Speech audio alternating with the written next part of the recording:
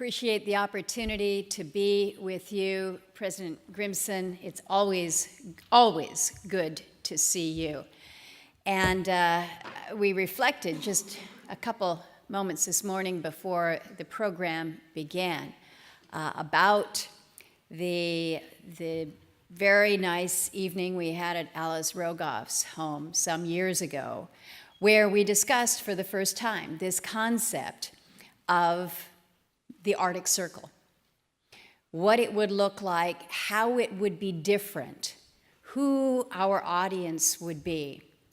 And I will tell you, I am honored to this day that I was included in that small group of broad thinkers about how we can transform the discussion in this country and really around the world about the Arctic. So my thanks, my everlasting thanks go out to the two of you, to all that's going on here at the Wilson Center. Just thank you for helping us move the needle when it comes to the Arctic discussion. So this is an important day for Arctic nations. It's one of my favorite days, but not here in Washington, D.C. It's summer solstice, which for us in Alaska, longest day of the year, and everybody's up. Everybody's up, literally, figuratively. I look at all my friends here from Utqiagvik. We love this time of year when the daylight just energizes us for lots of different reasons. So happy Solstice Day. This is also, for two of the Arctic nations, additionally important because June 21st marks the anniversary of the ratification of the U.S. Constitution back in 1788, as well as the anniversary of Greenland assuming self-rule in 2009. So I'm not going to suggest that here today at the Wilson Center there's going to be some historic document that is signed and agreed to. Probably not. But if you look around the room, if you look at those who have not only committed to be here to speak, but the many, the 600 plus, who have committed to be a participant in one way, shape, or another, I think it is a reminder that what we are all talking about is vitally important. It's obviously a fair amount of attention being paid to the Arctic right now. Some of us would say it's about darn time, but there is obviously a fair amount of attention that is being paid in particular to the United States and Russia and that relationship. And I think it is important to note that the conversation today and tomorrow here at the Wilson Center is going to be an entirely different conversation than what is happening at the end of Pennsylvania Avenue here. So there have been quite a few commentators who wonder if the recent disputes, the differences, the tension that we see between the United States and Russia, is this going to spill over into the Arctic, impacting the consensus work, the good work that we've seen through the Arctic Council, through the Arctic Circle, through the Standing Committee on the Arctic Parliamentarians? Is this going to impact us? I, too, am an optimist. I am an optimist in the Arctic space, so I prefer to look at this perhaps from a little bit different angle and suggest that why can't the cooperative nature of the Arctic be the driving force for resolving our conflicts everywhere else? Instead of taking it from the negative, let's view it from the positive and say, we have a constructive relationship in this space. Let's build on this and let's help diffuse some of the differences elsewhere. So when relationships are strained, as they are today, I think it can be helpful to look to the Arctic as a path forward, an area where collaboration and cooperation has been and is occurring.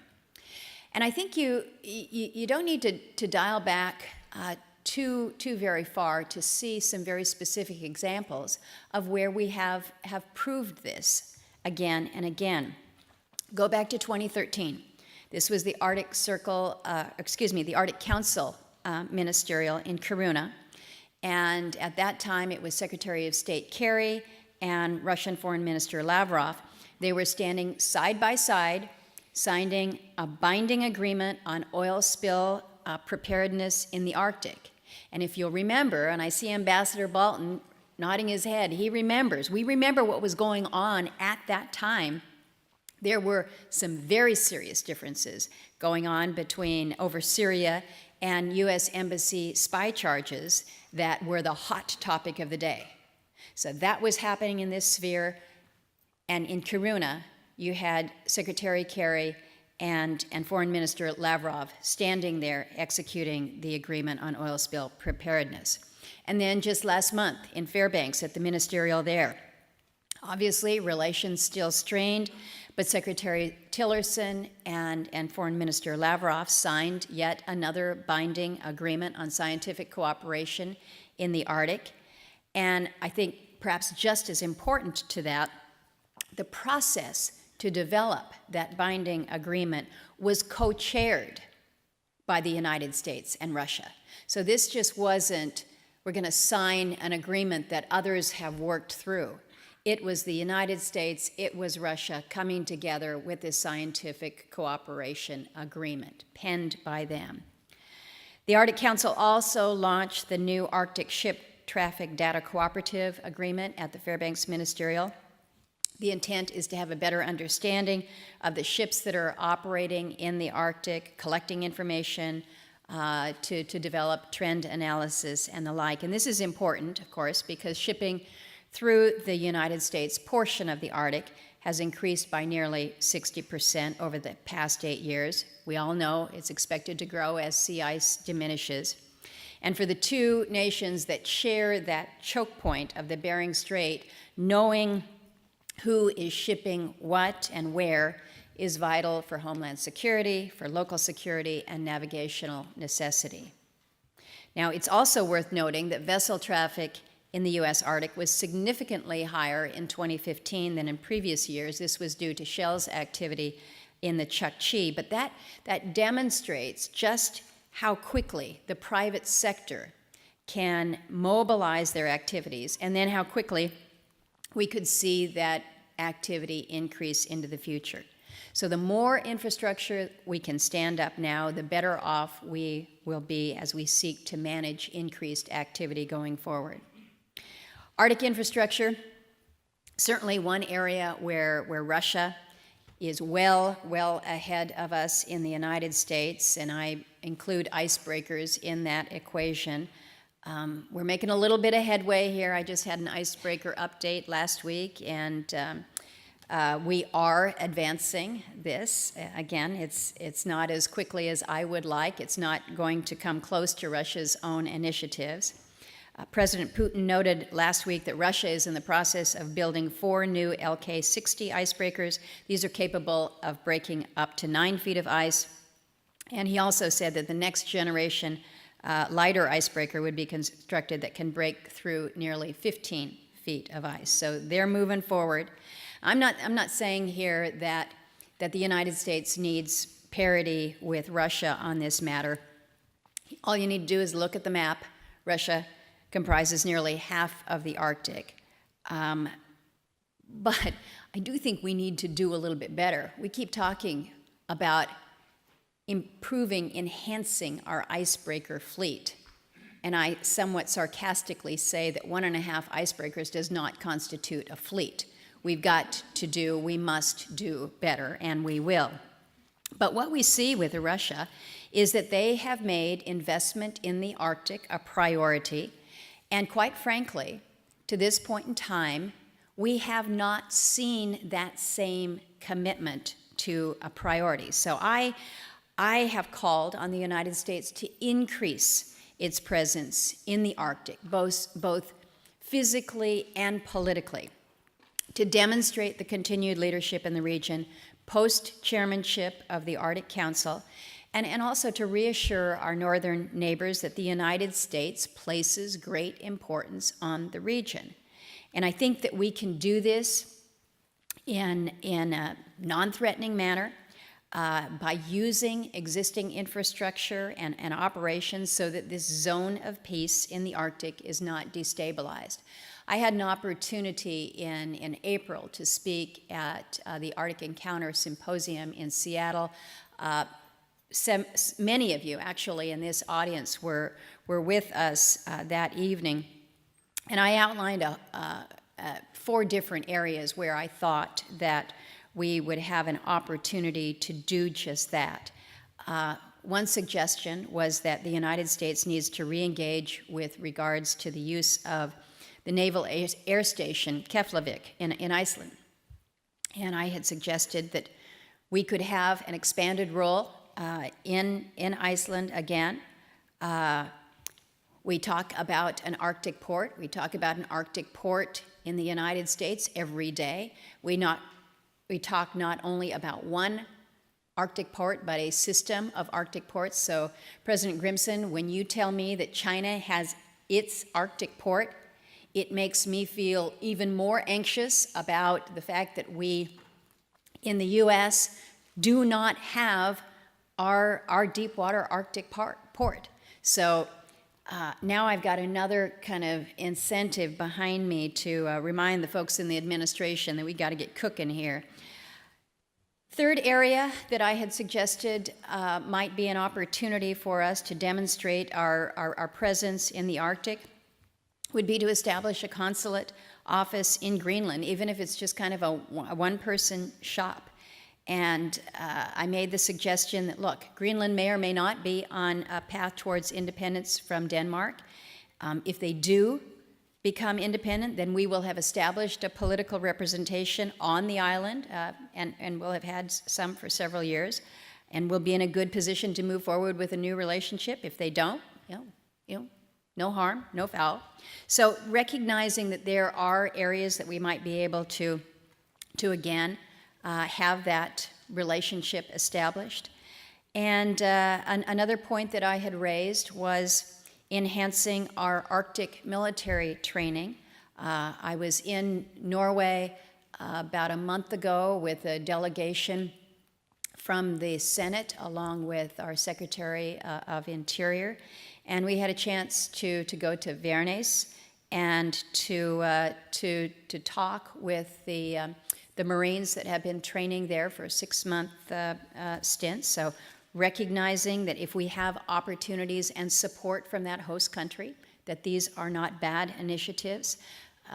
Jane mentioned the national security aspect of the Arctic and the fact that we can't be ignoring our maritime and our Arctic borders. I think it's important for us to be evaluating the changes that are taking place in the Arctic, to assess the entry points, to establish partnerships, whether with Canada or otherwise, processes to maintain domain awareness.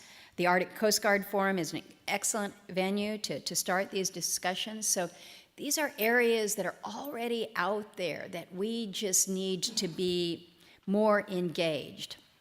These are all goals for the national government, but we also have to consider interaction at the sub-national government level as well. Back in 1996, the Arctic Council was established as the preeminent governmental forum for issues related to the Arctic region. But well before its formation, the subnational governments had already recognized the need to reach across political borders to address commonalities such as social policies, environmental, climatic concerns, and economic development. So let me give you an example of where we saw this. In 1974, the first International Conference on Human Environment in Northern Regions led to the creation of the Northern Forum, which serves to improve transboundary cooperation. The Northern Forum now includes 18 subnational or international governments, including the state of Alaska and most of Russia's Arctic regional governments.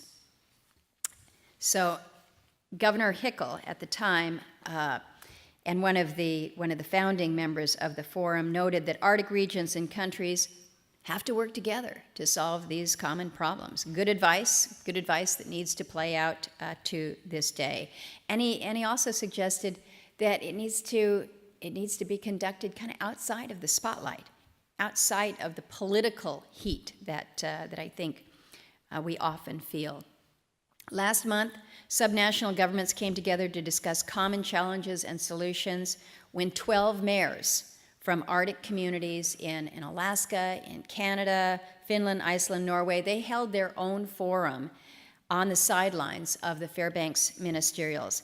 And they spoke to the local concerns, the things that each of them are engaged with, whether it was economic diversification, infrastructure investment, energy independence, efforts to adapt to a changing climate, incorporation of traditional and local knowledge into decision making. But you had a group of mayors coming together across political boundaries who were really working to be a greater voice, perhaps a more local voice in the national and the international discussions surrounding the Arctic. And this information sharing, that really speaks to the quality of life in the Arctic, particularly in the underdeveloped areas of the Arctic. This was substantive discussion. Substantive discussion. I was really pleased to be able to be there, just listening about the conversations. And then a little bit further back in March, the Wilson Center's Polar Initiative, which was mentioned in conjunction with Canada's Centre for International Governance Innovation, held a forum called the North American Arctic, Building a Vision for Regional Collaboration. And that forum brought together leaders from Alaska and Greenland, the Canadian territories of Yukon, Northwest Territories, Nunavut, and they were talking about areas where subnational governments in the Arctic region can work together. And as a result of that forum, the leaders agreed that continued discussion and interaction would be beneficial moving forward. So you had a similar types of discussion and engagement. And we see that occurring also through the Northern Forum. Again, areas where it's important to recognize that this type of interaction benefits our nation, it's consistent with our national interests. And I guess I would suggest to you that if we can bypass some of the intricacies, how's that for a politically correct term? Some of the intricacies of Washington, D.C. and Moscow, and focus on the unique interests and the character of each region. Interaction by subnational governments can provide the United States, I think, with the ability to learn, to inform, and to derive national benefits. There's a lot of different avenues and paths forward when it comes to American and Russian interest in the Arctic. And I do not believe that they need to be marked by stark differences and antagonism that so often drive the daily news about our two countries. I believe that we have more in common than differences in the region, and this is certainly true at the subnational level. And the Arctic is that place, should be that place, where the transboundary cooperative nature of the region tends to influence discussions and outcomes. So I'm just very, very pleased, again, that the Wilson Center is hosting this, that this kind of dialogue is going on. I think it is critically important at this time of just tension and anxiety about a relationship between two countries, that we can be gathered in a forum like this to discuss our areas of consensus, of commonality, and of cooperation. I thank you all for being here, and the fight goes on. Thank you.